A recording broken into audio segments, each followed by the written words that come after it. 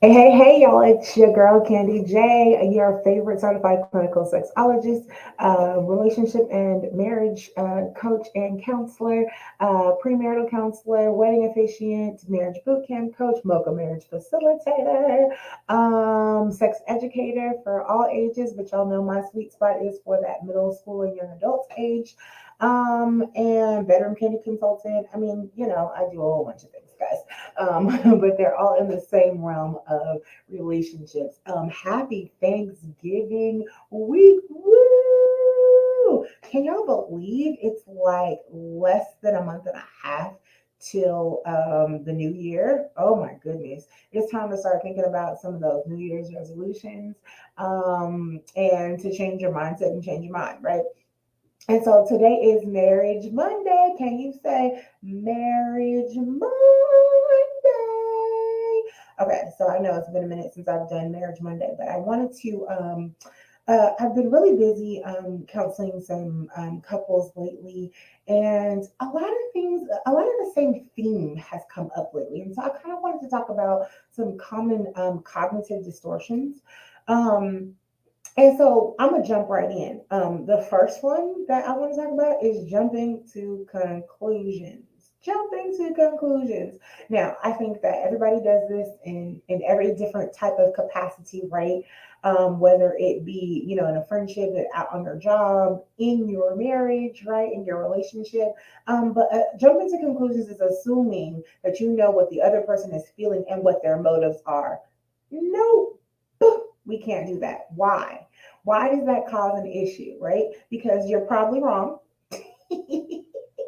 You're probably wrong, right? I have about five different best friends, and one of those best friends always thinks that they know exactly what I'm going to say and what I'm talking about, and nine times out of ten, they're wrong.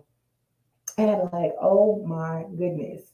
Stop. Let me finish my whole sentence before you assume what you think you know, because you're basing it upon your previous experiences with other people, or sometimes things that have prior happened with us, but that's not where I'm going in that, right? And so you have to give people a fighting chance. And if you don't give them a fighting chance, then you're always going to jump to conclusions, right? And then you're going to spiral down a rabbit hole, and a rabbit hole that you don't want to go down, and then you're going to wind up offending and causing a whole bunch of rifts in your relationship. Personalization, believing that everything the other one says and does is a reaction to them. Perfect example. Um, I have a couple right now that's in premarital counseling with me, and he has a hard day at work. He has a very, very stressful job, right? And in that stressful job, sometimes he during the day he can't really talk to her, right? And when he does get on the phone, it's really short and quick, just making sure that he answers her, right? But the attitude it for her comes across as, oh, you just don't want to talk to me. I did something wrong. What did I do now? And he's like, it has nothing to do with you. It has everything to do with right now at work. I am swamped and I'm busy and I'm stressed out, and I only have time for a quick conversation. I didn't even have time really to answer this phone call, but because it was you, my love, because it was you, I answered the phone, right? Control fallacies, believing that they have total or no control over the other person in a relationship. Okay, so that means that you always say, whatever you like, dear, it's on you. Okay. Or you believe, no, it has to be done like this, and we will do it like this because this is you can't do that, right? In a relationship, it's about give and take, right? It's 100, but sometimes the other person has to do this thing and you have to do this thing over here, and then they come together, right? And so it's about talking to each other. It's about compromising. It's about working those things out, so that you guys can, keep it kosher, and the scales are balanced, right? And I was just talking to a couple about everything is not going to be 50-50. I don't believe in 50-50. I believe in 100-100, right? But at times, you're going to be 70-30, in how you feel and your emotions, and you're stressed out and things are happening. And I always tell people, make sure that you let your partner know, right now, I'm at a 10 and I need help. I need your help to bring me back up to 100. And I just, my energy is low. Blaming, holding the other person responsible for your pain and your problems in the relationship when you don't take accountability. Everybody hates that word. Accountability and blaming. Okay, so I had a couple.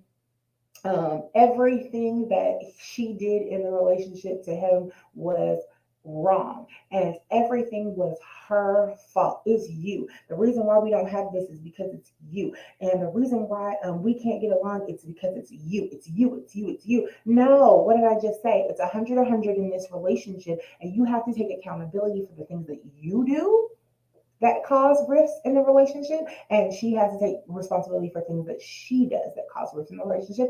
And what do? We work it out, right? And you utilize those communication skills and tools to make sure that we solve the problem. Okay, the shoulds, guys, the shoulds. Having rigid rules about how the other one should behave and feel. Well, you shouldn't do it this way, or you shouldn't feel that way, or it sound familiar? Just hashtag ouch, right? No, it is, well, how do you feel about this? And but why do you feel like that? Can you clarify? Can you explain? Can you elucidate? Like, come on, right? And if you don't know why you feel a certain way in something, then you need to explore that inside. But telling someone how they should feel is never correct. Never. Because you have to take ownership of how you feel, right? And be able to explain and articulate those things to your partner so that they can understand you and what happened to make you feel that way, right? Global labeling, generalizing one or two qualities into a negative label for the other one. Well, women always, men always, at the end of the day, you're a man. And